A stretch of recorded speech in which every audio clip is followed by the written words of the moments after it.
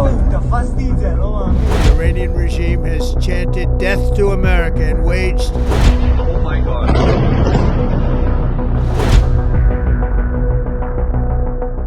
সর্বোচ্চ নেতা Ayatollah Ali খামেনিকে হারিয়ে ইরানের যেন হারানোর আর কিছুই নেই। এবার প্রতিশোধ নেওয়ার পালা। যুক্তরাষ্ট্রের রক্তচক্ষু উপেক্ষা করে একের পর এক মার্কিন ঘাঁটিতে আঘাত করেই যাচ্ছে তেহরান। মধ্যপ্রাচ্য জুড়ে যুক্তরাষ্ট্রের সব সম্পদ এখন ইরানের জন্য বৈধ লক্ষ্যবস্তু হিসেবে ঘোষণা করেছেন দেশটির নেতারা। চলুন জেনে নেই ইরানের হামলায় যুক্তরাষ্ট্রের আসলে কতটা ক্ষতি হলো। কুয়েতে অবস্থিত মার্কিন সামরিক ঘাঁটিতে ইরানের ড্রোন হামলায় মার্কিন সেনাবাহিনীর 4 সদস্য নিহত হয়েছেন। একই হামলায় আরও 4 সেনা সদস্য মারাত্মকভাবে আহত হয়ে চিকিৎসাধীন। এই ঘটনার পর মার্কিন প্রেসিডেন্ট ট্রাম্প একটি বক্তব্যে বলেছেন, তারাই এই জাতির জন্য জীবন উৎসর্গ করেছেন। যারা আহত হয়েছেন তাদের জন্য আমরা কৃতজ্ঞতা প্রকাশ করছি।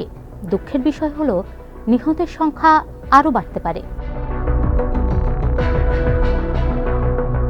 ইরানের Islamic revolutionary guard corps IRGC দাবি করেছে, তাদের হামলায় অন্তত 200 মার্কিন সেনা নিহত হয়েছে।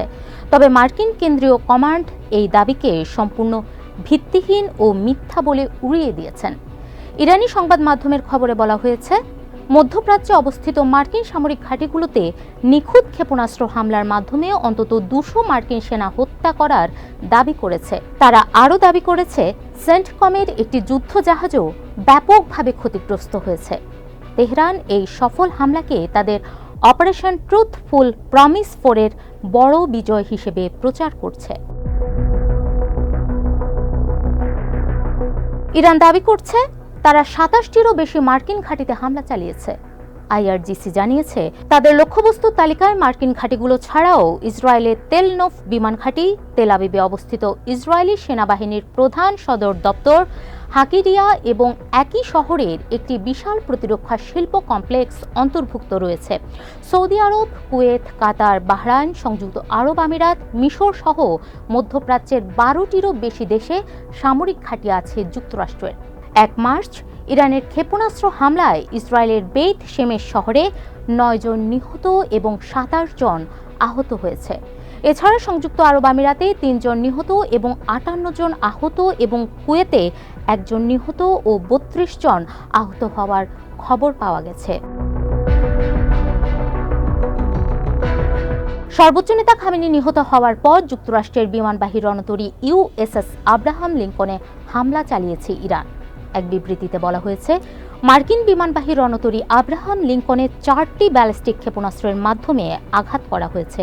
হুঁশিয়ারি দিয়ে এতে বলা হয়, জল স্থল সর্বত্রই সন্ত্রাসী আগ্রাসনকারীদের কবরস্থানে পরিণত হবে। জানুয়ারির শেষ থেকে আরব সাগরে USS আব্রাহাম লিঙ্কন অবস্থান করে আসছে।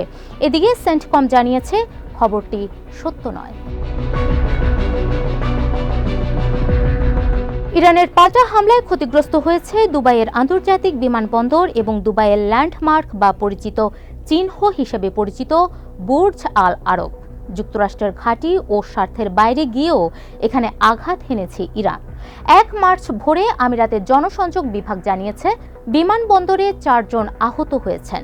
রয়টার্স জানিয়েছে, দুবাই ইন্টারন্যাশনালের কনকোর্সে একটি ঘটনার জেরে সামান্য ক্ষতি হয়েছে, যা দ্রুত নিয়ন্ত্রণে আনা হয়েছে। তবে তারা এ বিষয়ে বিস্তারিত কিছু জানায়নি। পরে তারা আরও নিশ্চিত করে যে একটি ড্রোন প্রতিহত করা হয়েছে। এছাড়া আকাশে প্রতিরোধমূলক ব্যবস্থার ফলে ছিটকে পড়া কিছু ধ্বংসাবশেষ বুর্জ আল আরবের বাইরের অংশে ছোট আকারের আগুনের ঘটনা ঘটিয়েছে। ভূমধ্যসাগরীয় দ্বীপরাষ্ট্র সাইপ্রাস লক্ষ্য করে কমপক্ষে 2টি ক্ষেপণাস্ত্র হামলা চালিয়েছে ইরান।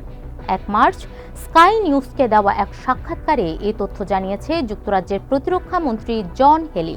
তিনি বলেন, আমরা মনে করি না এগুলো সরাসরি সাইপ্রাসে অবস্থিত আমাদের ঘাঁটি লক্ষ্য করে ছোড়া হয়েছিল।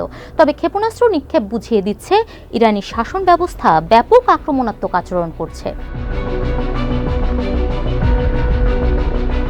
বাহরাইনের মানামায় অবস্থিত US নেভি 5th ফ্লিট বা 5ম নৌবহরের সদর দপ্তরে ইরানের মিসাইল ও ড্রোন সরাসরি আঘাত হেনেছে। এর ফলে দপ্তরের একাধিক স্থাপনায় ব্যাপক ধ্বংসযজ্ঞ ঘটেছে। যাচাইকৃত ভিডিওতে দেখা গেছে ঘাঁটিটিকে ক্ষেপণাস্ত্র ও ড্রোন উভয় মাধ্যমেই লক্ষ্যবস্তু করা হয়েছিল। হামলার সময় বন্দর এলাকায় নৌবাহিনীর জাহাজের উপস্থিতি খুবই সীমিত ছিল বলে প্রতীয়মান হয়েছে। স্যাটেলাইট চিত্রে দেখা যায় দুটি স্যাটেলাইট যোগাযোগ টার্মিনাল ধ্বংস হয়েছে এবং সদর দপ্তরের কয়েকটি বড় ভবন গুরুতরভাবে ক্ষতিগ্রস্ত বা সম্পূর্ণ বিধ্বস্ত হয়েছে।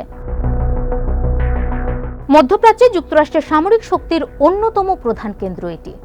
বাহরাইন থেকে এই কমান্ড পারস্য উপসাগর, লোহিত সাগর এবং ওমান উপসাগর পর্যন্ত এবং আরব সাগর ও পূর্ব আফ্রিকার উপকূলীয় অঞ্চলে নজরদারি চালায়। বিশ্বের অন্যতম গুরুত্বপূর্ণ তেল পরিবহনের পথ হরমুজ প্রণালী ও বাব আল মান্দের প্রণালীর নিরাপত্তা নিশ্চিত করা এর অন্যতম প্রধান কাজ।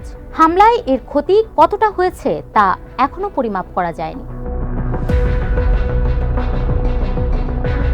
কাতার কর্তৃপক্ষ জানিয়েছে, ইরানের ছোড়া এক দফা ক্ষেপণাস্ত্র হামলার পর দেশের বিভিন্ন স্থানে ক্ষেপণাস্ত্রের ধ্বংসাবশেষ পড়ে অন্তত 16 জন আহত হয়েছেন। কাতার বলছে তাদের আকাশ প্রতিরক্ষা ব্যবস্থায় এসব ক্ষেপণাস্ত্র প্রতিহত করেছে। কাতারের স্বরাষ্ট্র মন্ত্রণালয়ের জনসংযোগ বিভাগের প্রধান ব্রিগেডিয়ার আবদুল্লাহ খলিফা আল মুফতা টেলিভিশনে দেওয়া এক বক্তব্যে জানান, কাতারের দিকে মোট 66টি ক্ষেপণাস্ত্র ছোড়া হয়েছিল। সারা দেশে ক্ষেপণাস্ত্রের ধ্বংসাবশেষ পড়ার 114টি অভিযোগ পেয়েছে কর্তৃপক্ষ। দ্য টাইমস কর্তৃক যাচাই করা ভিডিও ও আলোকচিত্রে ইঙ্গিত পাওয়া গেছে, ইরান ইরাকের এরবিল আন্তর্জাতিক বিমানবন্দরে অবস্থিত যুক্তরাষ্ট্রের সামরিক স্থাপনায় বারবার হামলা চালিয়েছে। সেখানে যুক্তরাষ্ট্রের বাহিনীও মোতায়েন রয়েছে। ধোঁয়া ও আগুনের শিখা উঠতে দেখা গেছে এলাকাটি থেকে। স্যাটেলাইট চিত্রে দেখা যায় ঘাঁটির একটি অংশে 4টি স্থাপনা ক্ষতিগ্রস্ত বা ধ্বংস হয়েছে এবং 2 মার্চ ভোর পর্যন্ত সেসব স্থানে আগুন জ্বলছিল। এদিকে ইরান যুক্তরাষ্ট্রের রেষারেষির মধ্যে বেশ আতঙ্কিত অবস্থায় রয়েছে কুয়েত। ভুলবশত তারা যুক্তরাষ্ট্রের 3টি মার্কিন F-15 যুদ্ধবিমান ভূপাতিত করেছে। এতে কোনো হতাহতের ঘটনা ঘটেনি। এক বিবৃতিতে সেন্টকম জানায়, কুয়েতের আকাশ প্রতিরক্ষা ব্যবস্থা ভুলবশত বিমানগুলোকে গুলি করে ভূপাতিত করে। 6 জন বিমান চালকই নিরাপদে ইজেক্ট করতে সক্ষম হন। তাদের উদ্ধার করা হয়েছে এবং সবাই স্থিতিশীল অবস্থায় রয়েছেন। ইরানি ড্রোন হামলায় 2 মার্চ সৌদি আরবের রাশ তানুরা তেল পরিশোধনাগার লক্ষ্যবস্তু হয়েছে। হামলার ফলে কমপ্লেক্সে আগুন ধরে যায়। এটি মধ্যপ্রাচ্যের অন্যতম বৃহত্তম তেল প্রক্রিয়াজাতকরণ কেন্দ্র। সৌদি প্রেস এজেন্সির মাধ্যমে প্রকাশিত মন্ত্রণালয়ের এক বিবৃতিতে বলা হয়, এই হামলার ফলে পরিশোধনাগারের কিছু অপারেশনাল ইউনিট সতর্কতার জন্য বন্ধ করা হয়েছে। তবে স্থানীয় বাজারে জ্বালানি তেলের সরবরাহে কোনো প্রভাব পড়েনি।